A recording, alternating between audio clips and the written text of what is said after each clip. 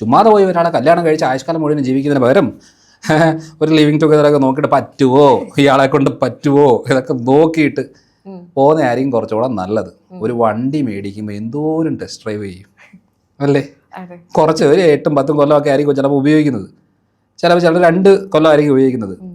ഇത് സെലക്ട് ചെയ്യാൻ വേണ്ടിയിട്ട് എത്ര ഷോറൂം കയറി ഇറങ്ങും, എത്ര ടെസ്റ്റ് ഡ്രൈവ് ചെയ്യും, എത്ര കാര്യങ്ങൾ ചെയ്യും. ഇത് ലൈഫ് ലോങ് കുട്ടികളെ ഇതാക്കിയിട്ട് അടുത്ത തലമുറ ഉണ്ടാക്കിയിട്ട് ഒരുമിച്ച് ജീവിക്കേണ്ട ആൾക്കാർക്ക് ഒരു സംഭവമില്ല. എങ്ങനെ വേണമെങ്കിലും ആവാം. അതുകൊണ്ടാണ് ഇതൊന്നും നിലനിൽക്കാത്തത്. നമുക്ക് ചിലർക്ക് US പോയിട്ട് താമസിക്കാനായിരിക്കും ഇഷ്ടം, ചിലർക്ക് നാട്ടുമ്പുറത്തായിരിക്കും ഇഷ്ടം. ഇത് രണ്ടും കല്യാണം കഴിച്ച് എങ്ങനെ ഇരിക്കും? നടക്കില്ല. ചിലർക്ക് കുട്ടികൾ വേണ്ട, ചിലർക്ക് വേണം. ചിലർക്ക് ആംബിഷ്യസ് ആയിട്ട് ഭയങ്കര രീതിയിൽ പോകണമെന്നാണ്, ചിലർക്ക് ഫാമിലി കാര്യങ്ങളൊക്കെ ആയിട്ട് നിൽക്കണമെന്നാണ്. ഇവർ രണ്ടുപേരും കിട്ടിയാൽ ശരിയാവില്ല.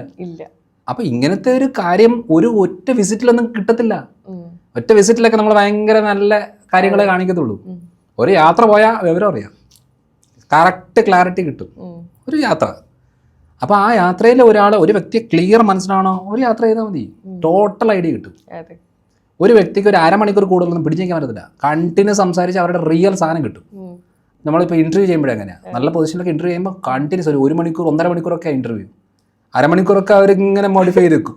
പിന്നെ റിയൽ സാധനം കയറി വരും. എന്നിട്ടാണ് നമ്മൾ തീരുമാനിക്കുന്നത്. അതേപോലെ ഇപ്പം നമ്മൾ പല കാര്യങ്ങളും ചിലപ്പോൾ കുറച്ചുകൂടെ കഴിഞ്ഞിട്ടായിരിക്കും നമുക്ക് മനസ്സിലാകുന്നത്. എന്നാലും അടുത്ത തലമുറയെങ്കിലും രക്ഷപ്പെടട്ടെ എന്നുള്ളത് മാത്രമേ ഉള്ളൂ.